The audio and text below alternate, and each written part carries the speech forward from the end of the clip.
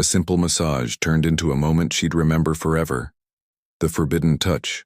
The transport shuttle's engines hummed their final notes as Zara Nomani stepped onto the landing platform of Research Station Epsilon. Before her stretched the endless amber dunes of Rigel 7, their peaks shifting like frozen waves beneath the planet's twin suns. The air was thin here, carrying the sharp scent of crystalline sand and something else, something that reminded her of ozone and starlight. "Welcome to the edge of nowhere," muttered Captain Brooks, the gruff transport pilot who'd brought her from the orbital station. "Hope you know what you're getting into with these silicon hearts." Zara adjusted the strap of her equipment case, feeling the familiar weight of her massage oils and therapeutic tools inside. 3 years of specialized training in xenobiological therapy had led her to this moment, her first assignment as a cultural healing specialist on an alien world.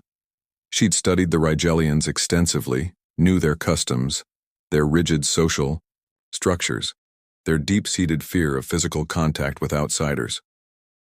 What the textbooks couldn't prepare her for was the reality of standing on their world, breathing their air, about to become their neighbor.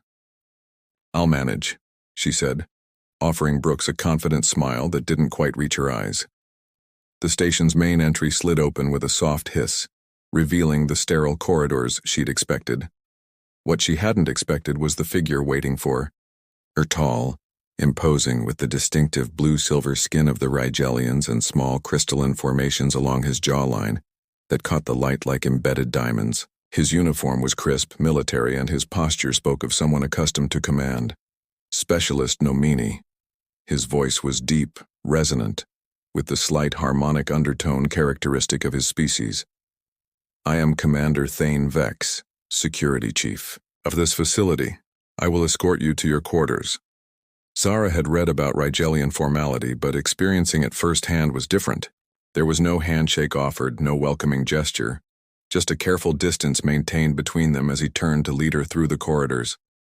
She found herself studying the way he moved, noting the controlled precision of each step, the way his hands remained clasped behind his back. "The station operates under joint human-Rigelian protocols," Thane explained as they walked. "Your therapeutic services will be available to human personnel only. My people do not require such interventions." There was something in the way he said it, a slight hesitation that made Zara glance at him curiously. "Of course. I understand your cultural preferences regarding physical contact." His crystalline patches seemed to dim slightly. "It is not preference, it is necessity." They passed through several security checkpoints, each one requiring Thane's biometric approval. Zara noticed how the other Rigelians they encountered maintained even greater distances from him than they did from her, as if his authority created an invisible barrier around him. She began to understand that his isolation might be as much about rank as it was about species. Her quarters were comfortable, if sparse. A small living area connected to a professional treatment room equipped with adjustable lighting and temperature controls. Zara ran her fingers over the massage table she'd specially ordered, designed to accommodate both human and Rigelian physiology. "You will not have occasion to use that table for my people," Thane said, misreading her examination of the equipment. "Never say never, Commander," Zara replied softly. "In my experience, healing has a way of transcending cultural boundaries." Something flickered in his deep purple eyes, surprise perhaps, or curiosity. But it was gone so quickly she might have imagined it. The first 3 weeks passed in a routine that bordered on monotonous. Zara treated the human staff for various ailments, stress knots from the isolation, muscle strains from the planet's higher gravity, headaches from the artificial atmosphere. She learned the rhythms of the station, the shifts changes, the careful dance of coexistence between species that barely touched the same air. She also learned about Thane. He was always present but never involved, observing security protocols from his position at the edge of every gathering. She watched him during mealtimes, noting how he ate alone, how conversations quieted when he approached. The other Rigelians respected him, but there was something else there. A careful distance that seemed to pain him, though he hid it well. It was during the 4th week that everything changed. The sandstorm hit without warning, one of Rigel 7's notorious tempests, that could strip flesh from bone in minutes. Emergency alarms shrieked through the station as a research team found themselves stranded at an outer geological site. While the human staff coordinated rescue efforts from the safety of the control room, Thane suited up in environmental gear and headed into the storm alone. He's the only one with the physical strength to reach them. Dr. Martinez, the station commander, explained to Zara as they monitored his progress on the tracking screens. Rigelian physiology can handle the storm better than ours, but it's still incredibly dangerous. Zara watched the blinking dot that represented Thane moving across the display, fighting his way through wind speeds that would kill an unprotected human. She found herself holding her breath each time the signal flickered, releasing it only when his steady progress resumed. He brought them back, all three researchers, carried one by one through the storm to safety. But when he finally emerged from the decontamination chamber, even his superior physiology couldn't hide the cost. His left leg dragged slightly, and she caught the brief grimace of pain that crossed his features before his rigid control reasserted itself. "Commander," Dr. Martinez called as Thane limped toward his quarters. "You should report to medical." "The automated systems can handle any injury assessment," Thane replied without stopping. "The medical AI is down for repairs," Dr. Martinez called after him. "Has been for 2 days." Thane paused, his shoulders tensing. Zara could see the conflict playing out in his posture. Duty warring with necessity, pride fighting with practical need. "I have experience with Rigelian musculature," Zara said quietly, stepping forward. "The therapy techniques I've studied aren't just for humans." The corridor fell silent. Several Rigelian staff members had gathered, drawn by the commotion, and she could feel their shock at her suggestion. Thane turned slowly, his purple eyes meeting hers with an expression she couldn't quite read. "That would be inappropriate," he said carefully. "Would it be more inappropriate than letting an injury worsen until it compromises your ability to protect this station?" Zara kept her voice gentle but firm. "I'm a licensed therapeutic specialist, Commander. This is what I do." Dr. Martinez looked between them, clearly uncomfortable with the cultural implications. "Maybe we could contact the orbital station for a medical consultation." "The storm will interfere with communications for at least 6 hours, Thane said, his jaw tight with pain he was trying to hide. "And the injury is not severe enough to warrant emergency evacuation." Zara could see him wavering, duty and stubbornness keeping him upright while his body clearly needed help. She made a decision. "That would change everything." "Commander," she said softly, "I'm not asking you to break your customs. I'm asking you to let me help you do your job. The choice is yours." The silence stretched between them, heavy with unspoken implications. Around them, the other station personnel watched with barely concealed fascination. This was unprecedented. A human offering physical contact to a Rigelian, a breach of cultural protocol that could have diplomatic consequences. Finally, Thane nodded once. A sharp, decisive movement. "Very well, Specialist, but this remains confidential." As they walked toward her treatment room, Zara caught the whispered conversations starting behind them. Word would spread quickly through the station, among both species. But all she could focus on was the man beside her, the way he held himself rigid against the pain, the careful distance he maintained even now. In her treatment room, with the door sealed and the lights dimmed to a soothing amber, the reality of what she'd offered hit her. She busied herself preparing the massage oils, selecting a blend designed for silicon-based physiology, while Thane stood uncertainly in the center of the room. "I'll need you to remove your boots and uniform pants," she said professionally, not looking at him. "You can use the sheet to maintain modesty." She heard the soft sounds of him complying, the careful rustle of fabric, and when she turned back, he was seated on the edge of her table, the sheet draped over his lower body. His injured leg was exposed, and she could see the problem immediately. The muscle groups along his thigh and calf were knotted with tension and trauma, the crystalline patches in his skin dimmed with stress. "This may feel strange at first," she warned, warming the oil between her palms. "Rigelian nerve responses are more sensitive than human ones." "I am prepared," he said, but she could hear the uncertainty beneath his formal tone. The first touch was electric, not in any metaphorical sense. Zara actually felt a small shock as her hands made contact with his skin. Thane's entire body went rigid, a soft sound escaping his throat that might have been surprise or something else entirely. The crystalline formations along his leg flared briefly with internal light. "Are you all right?" she asked, pulling her hands back. He seemed to struggle for words. "I did not expect..." "Continue, please." She began working on the knotted muscles, using techniques she'd learned specifically for Rigelian physiology. But the textbooks hadn't prepared her for this. The way his skin seemed to respond to her touch with subtle changes in temperature and luminosity, the soft harmonic sounds he made when she found particularly tense areas, the gradual relaxation of his rigid posture. As her hands worked along his calf muscle, she felt him beginning to trust her touch, his breathing deepening, the defensive tension in his shoulders finally beginning to ease. And something else was happening, something she hadn't expected. The careful professional distance she maintained with all her patience was crumbling. There was something about the vulnerability he was showing her, the trust he was placing in her hands that touched her more deeply than any treatment she'd ever given. "Better?" she asked softly, working her way up to the major knot in his thigh muscle. His voice was different now, softer, with less of the rigid formality. "No one has ever, in my entire life, no one has touched me like this."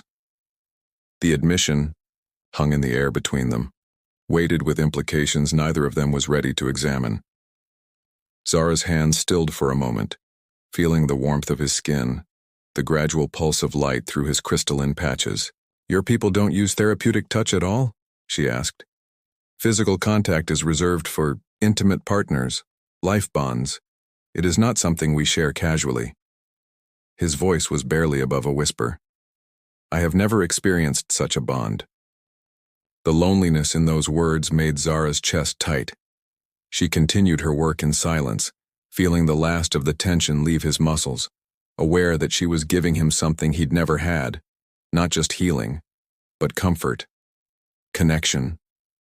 The simple human gift of nurturing touch. When she finished, he remained still for a long moment, as if reluctant to break the spell. The crystalline patches along his skin continued to pulse with soft light, and she realized it was contentment, something she'd read about but never seen. "The pain is gone," he said finally, wonder in his voice. "Good. You should rest the leg for at least a day, avoid any strenuous activity." He nodded, sitting up carefully, and for a moment their eyes met. In his purple gaze she saw something that made her breath catch. Gratitude, yes, but also confusion, longing, and something that might have been the beginning of something neither of them was prepared to name. "Thank you," he said quietly. This was just doing my job, Commander."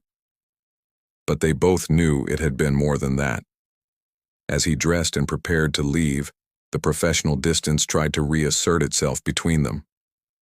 But something fundamental had shifted.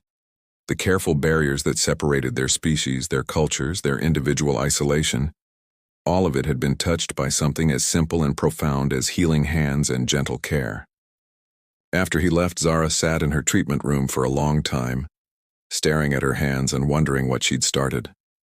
Outside her window, Rigel 7's twin suns were setting, painting the desert landscape in shades of gold and crimson. And somewhere, in the station, she knew Thane was lying in his quarters, probably staring at the ceiling and trying to understand what had just happened to him, what had happened to both of them. The foundation had been laid for something that would challenge everything they thought they knew about themselves, their cultures, and the possibility of connection across the vast differences that separated their species. But that revelation would have to wait for another day, another crisis, another moment when the barriers between them would prove no match for the simple, transformative power of touch. Beyond the barriers, the next morning brought an awkwardness that seemed to permeate the very air of Research Station Epsilon. Zara found herself checking the corridors before leaving her quarters, unsure why she felt the need to avoid certain areas, or rather, avoid a certain someone. When she finally made her way to the communal dining area, she spotted Thane immediately, his tall frame unmistakable even from behind. He was standing alone, as always, but something was different. His posture seemed less rigid, his movements more fluid. The injury that had brought them together was clearly healed, but the effects of their encounter lingered in ways neither had anticipated. Their eyes met across the room, and Zara felt that strange flutter in her chest again, the same one she'd experienced when his crystalline patches had pulsed with that soft, contented light. Thane's expression was unreadable, but she caught the slight tilt of his head, a gesture that might have been acknowledgement or something else entirely. She was still deciding whether to approach him when Dr. Martinez appeared at her elbow. "Zara, we need to talk," the station commander said quietly, guiding her toward a private alcove. "There are concerns about yesterday's incident." "Concerns?" Zara kept her voice level, though her heart rate increased. "The treatment was successful. Commander Vex is fully recovered. That's not the issue." Dr. Martinez glanced around nervously. "Word has spread among the Rigelian staff. They're unsettled by what happened. Apparently what you did crosses some significant cultural boundaries." Zara felt a chill that had nothing to do with the station's climate control. "I provided medical assistance to an injured colleague. Nothing more." "I know that. You know that. But to them—" Martinez paused, clearly struggling with how to explain. "Physical contact between non-bonded individuals is more than just taboo for them. It's considered a form of intimacy that creates obligations." The word hung in the air, between them like a warning. Zara thought about Thane's reaction during the massage, the way his entire body had responded to her touch, the vulnerability in his voice when he'd admitted no one had ever touched him that way. "What kind of obligations?" she asked, though she wasn't sure she wanted to know the answer. "I'm not entirely certain. The cultural attaché is still researching it. But Zara—" Martinez's expression was grave. "You need to be very careful around Commander Vex. And he needs to be careful around you." As if summoned by their conversation, Thane appeared in the dining area's entrance, his purple eyes scanning the room until they found her. Even from across the space she could see the conflict in his expression, duty warring with something else, something that made her breath catch. He started toward them, and Zara noticed how the other Rigelians in the room seemed to track his movement with unusual intensity. Conversations quieted, and several individuals moved away from his path. By the time he reached their alcove, the dining area had grown noticeably quieter. "Dr. Martinez, Specialist Nomani," he said formally, but Zara caught the slight roughness in his voice when he spoke her name. "I require a moment of the specialist's time." Martinez glanced between them nervously. "Commander, perhaps this conversation should wait." "It cannot wait," Thane interrupted, his tone brooking no argument. "Specialist, will you walk with me?" Wasn't really a request, and they all knew it. Zara nodded, ignoring Martinez's worried expression as she followed Thane from the dining area. The silence that followed their departure was deafening.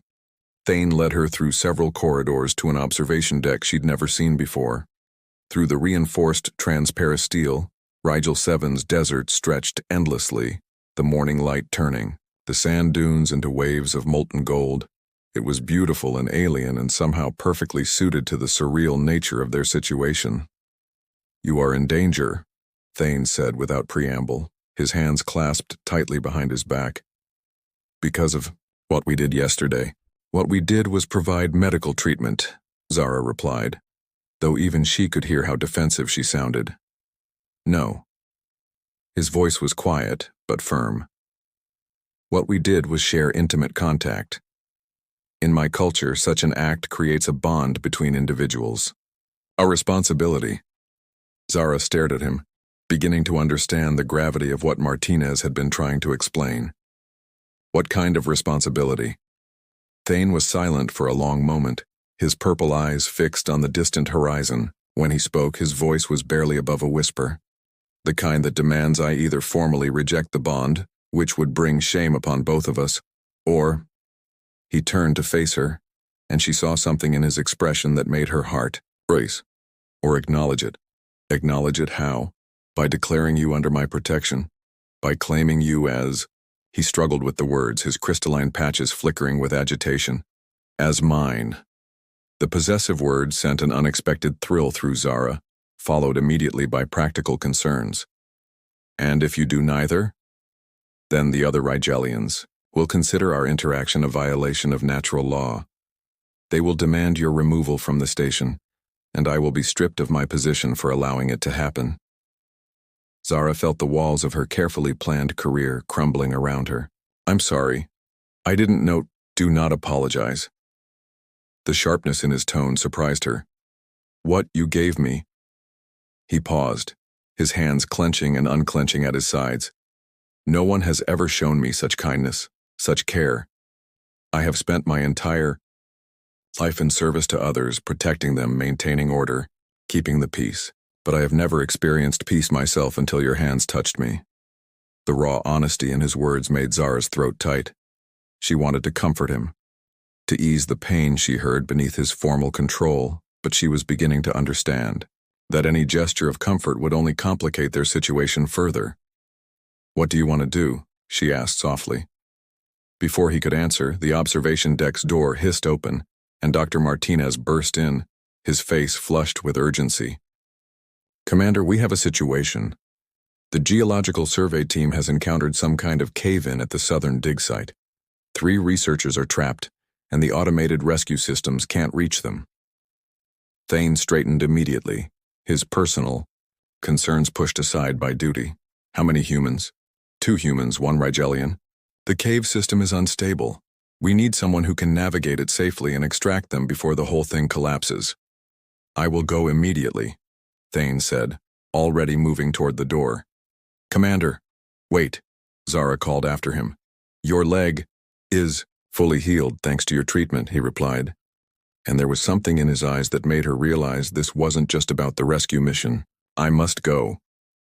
As he disappeared down the corridor, Martinez turned to Zara with an expression of barely controlled panic. This is bad. If he's injured again, if he needs medical attention. He didn't finish the thought, but Zara understood. If Thane required her treatment again, it would only deepen whatever bond their culture believed they had formed. The next 3 hours were the longest of Zara's life. She paced her quarters, tried to work on reports, attempted to distract herself with anything that might keep her mind off the man who was risking his life in the unstable cave system. But every few minutes, she found herself checking the communications console, hoping for news. When the call finally came, her heart nearly stopped. Medical emergency, the voice crackled through the intercom. Commander Vex is injured. Automated systems are still down. We need the specialist immediately. Zara grabbed her equipment bag and ran through the corridors, her mind racing. She found Thane in the station's emergency medical bay, conscious but clearly in pain, his uniform torn and dusty from the rescue operation. The 3 researchers he'd saved were being treated by human medical staff, but Thane sat alone on an examination table, his face a mask of stoic control. What happened? She asked, pulling on medical gloves. Ceiling collapse, he said through gritted teeth. Caught my shoulder and back when I was pulling out the last researcher. Zara could see the problem immediately. The crystalline formations along his shoulder blade were fractured, their usual luminescence dim and flickering. In Rigelian physiology, she knew, such damage was incredibly painful and could lead to permanent nerve damage if not treated properly. I need to work on your back and shoulder, she said, trying to keep her voice professional despite the thundering of her heart. It's going to require extended contact. Thane's purple eyes met hers, and in them she saw the same conflict that had been tearing at both of them. This time, though, there was something else. Determination. Then do it, he said, quietly. Whatever the consequences. As she began to work, applying specialized techniques to realign the fractured crystalline structures, Zara felt the now familiar electric connection between them. But this time, it was different, deeper, more intense. Thane's responses to her, touch were more pronounced, his breathing becoming synchronized with her movements, his crystalline patches beginning to pulse with a rhythm that matched her own heartbeat. "The other researchers?" he asked, his voice rough with more than just pain. "Safe, all 3 of them thanks to you." Her hands found a particularly damaged area, and he inhaled sharply. "Easy, I've got you." "You always do," he murmured, and there was something in his tone that made her hands still. "From the first moment you touched me, I felt complete. Whole in a way I never knew I wasn't." Zara's professional composure began to crack. "Thane, I know what this means for both of us. I know the complications, the cultural barriers, the impossible nature of what we're feeling." His voice was getting stronger as her treatment progressed, but more vulnerable at the same time. "But I also know that I would rather face those complications with you than spend another day pretending I don't feel this connection between us." Her hands trembled slightly as she worked on the last of the damaged crystalline formations. "Your people will never accept it. Some won't. But perhaps others will see what I see, that caring transcends species, that healing creates bonds stronger than cultural fear." He turned his head to look at her, his purple eyes intense. "I am willing to fight for this, Zara, for us. If you are." The treatment was complete. His shoulder and back fully healed, but neither of them moved. The moment stretched between them, heavy with possibility and peril. "The other Rigelians are waiting outside," Zara said softly. "They'll want to know what happened in here. Then we tell them the truth." Thane sat up, turning to face her fully. "That you healed me, that I'm in your debt, that I choose to honor the bond our touch has created. And if they demand I leave the station, then I leave with you." The simple statement hit Zara like a physical blow.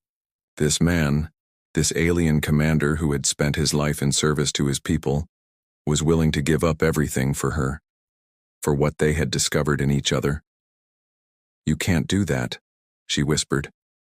"I can, I will, because what you've given me is worth any sacrifice." He reached out slowly, carefully, and touched her face with his fingertips.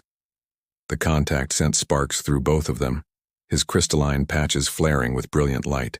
"You've shown me what it means to be cared for, Zara, to be touched with gentleness and compassion. I was empty before you, and I refuse to be empty again." Outside the medical bay, Zara could hear voices, both human and Rigelian, discussing the situation, debating the implications, probably planning their next move. But in this moment, with Thane's warm hand against her cheek and his purple eyes full of a love that transcended species, none of it mattered. "Then we face it together," she said, covering his hand with hers. When they emerged from the medical bay 20 minutes later, they found both species waiting.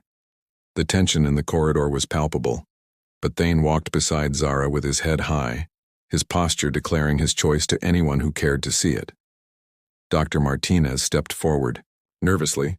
"Commander, the Rigelian Cultural Council has requested—" "I know what they have requested," Thane interrupted calmly, "and I am prepared to address their concerns. But first, I have an announcement to make."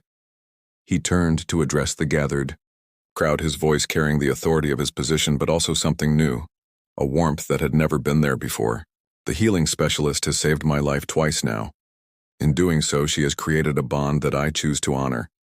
According to our customs, I claim her protection and declare my intention to pursue a formal bonding, should she consent." The corridor erupted in shocked murmurs and heated whispers. Several Rigelians looked scandalized, while others seemed curious. The humans appeared confused, but supportive. Zara felt every eye on her as she stepped closer to Thane, their hands finding each other naturally. "I consent," she said clearly, her voice carrying to every corner of the corridor. The future was uncertain. There would be challenges, cultural barriers to overcome, prejudices to face. But as Thane's fingers intertwined with hers, and his crystalline patches pulsed with warm light, Zara knew they would face it all together. What had begun as a simple massage, a moment of professional care, had become something neither of them had expected. a love that transcended species, a bond that would challenge everything their respective cultures believed about connection and compatibility. And in the end, perhaps that was the most beautiful healing of all. Not just the mending of injured bodies, but the healing of lonely hearts that had finally found their home in each other. As the crowd dispersed and the immediate crisis passed, Zara and Thane remained in the corridor, their hands still joined, watching Rigel 7's twin suns set through the station's windows. Tomorrow would bring new challenges, new negotiations, new ways to bridge the gap between their worlds. But tonight, they had each other, and for two souls who had spent their lives in service to others, finally having someone to care for them was a gift beyond measure. The healer's touch had indeed created something remarkable, not just physical healing, but the kind of soul-deep connection that comes once in a lifetime, if at all, and neither of them intended to let it go.